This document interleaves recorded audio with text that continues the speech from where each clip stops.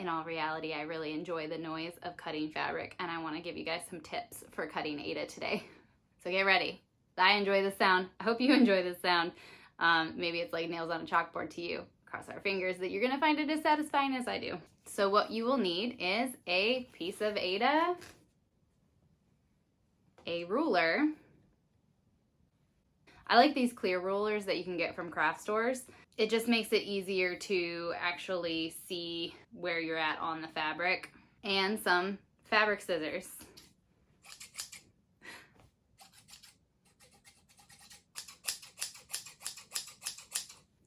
Rule number 1, fabric scissors you do not use on paper. Only use them on fabric. It'll keep your scissors nice and sharp for longer. Another little something I learned is these guys can get pretty ruined if you're using them on fleece. I went through a phase where I was making a lot of fleece blankets for family and friends. Went through one of these pretty quickly. So maybe have one dedicated to normal fabric, one dedicated to paper, and maybe if you use felt or something like that, you should have a separate pair for fabric like that. Tip number 2, measure twice, cut once. Trust me, we've all been there. We've all cut the wrong size Aida. We've all ran out of Aida. We've all thought maybe it's okay to not start in the center. I cut this huge piece of Aida. Just don't do it. Start in the center, cut your Aida too large. Measure twice, cut once, please. I feel like the only way to really learn these type of things is just to learn the hard way. You're probably all gonna do it. We're all gonna make mistakes. We're all human. Something else I want you to notice that I wish I had noticed much sooner. I'm actually a little embarrassed to say that this was not always the way that I cut Aida. Obviously, there are little holes in the Aida, and those little perforated holes just so happen to make a straight line. Say our design is 6 inches by 6 inches. I personally am going to add 2 inches onto that. So I would measure my Aida 8 inches by 8 inches.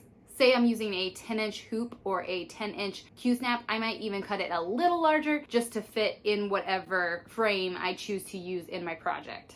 So once you know where that spot is on the Aida that you need to cut, you're going to follow that dotted line that exists in that Aida already. And that way you know you're creating a nice, perfectly straight line. I can't tell you how many times as a beginner that I would just take a ruler, mark out like a penciled line without even thinking that I could make a straight line with the holes that are already there in the Aida, and then end up with a piece that's like crooked or I don't know, just not pretty. I'm trying to save you the heartache by telling you these tips early on in your cross-stitch journey. All right, so a little bit of a close-up for you. You can see that I have measured my piece of Aida to the size that I would like. I'm then going to take a pen or a pencil and I'm going to mark the dot in which I want to make my cut. And then I am just going to follow that dotted line straight up to make a straight line. Are we ready for this? I feel like I've hyped this up a lot and everybody's gonna not know what all the big fuss is about, but I really enjoy the sound of cutting Aida.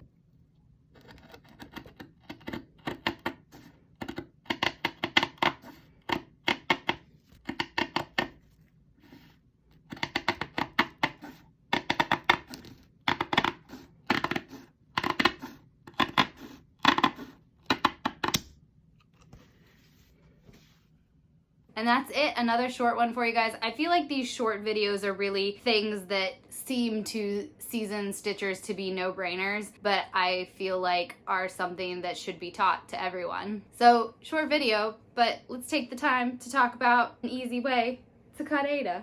I know I touched on it in this video, cutting your fabric a little bigger to fit in whatever frame you're using for your project. I'm gonna do another video about hoops versus frames versus scroll frames, maybe even standing frames, just to go into the specifics of your options on that front. I hope you found this video helpful. I'll see you in the next one, and until then, happy stitching.